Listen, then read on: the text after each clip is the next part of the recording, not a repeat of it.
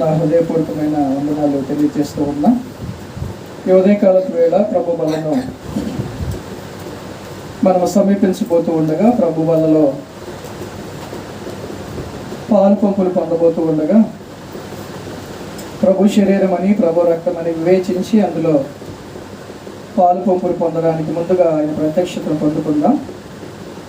మన ప్రభువును జ్ఞాపకం చేసుకునే కొరకై ముందుగా రోమీయులకు రాసిన పత్రిక 6వ అధ్యాయం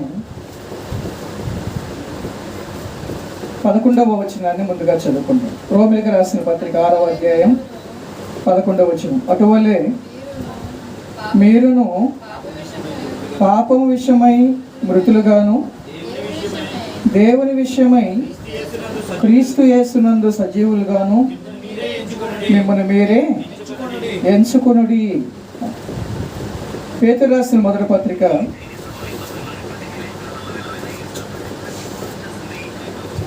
1వ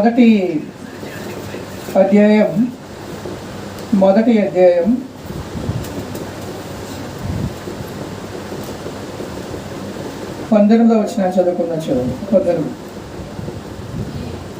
అమూల్యమైన రక్తము చేత అనగా నిర్దోషమును నిష్కలంకమునకు గొర్రెపిల్ల వంటి క్రీస్తు రక్తము చేత విమోచింపబడితిరని మీరు ఎరుగుదురు కదా.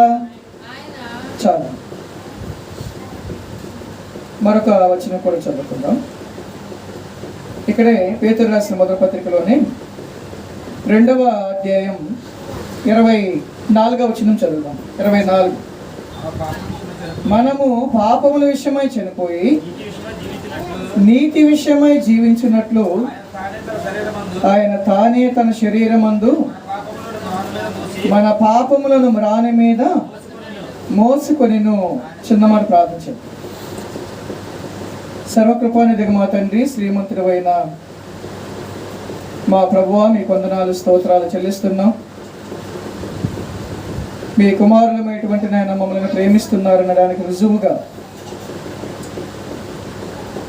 నాయన దినము వెంబడి దినం మీరు మాకు అనుగ్రహిస్తూ వస్తున్నందుకై మీ స్తోత్రాలు నాయన. ప్రతి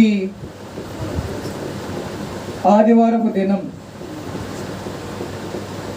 నాయన ప్రభు బల్లలో పాలు పంపులు పొందడానికి మీరు ఇస్తున్న కృపను బట్టి మీ స్తోత్రాలు నాయన. ఈ ఉదయకాలపు వేళ ప్రభు బల్ల యొద్ద మేము కూర్చొని ఉండగా నాయన బలిపీఠము మీద ఉన్నటువంటి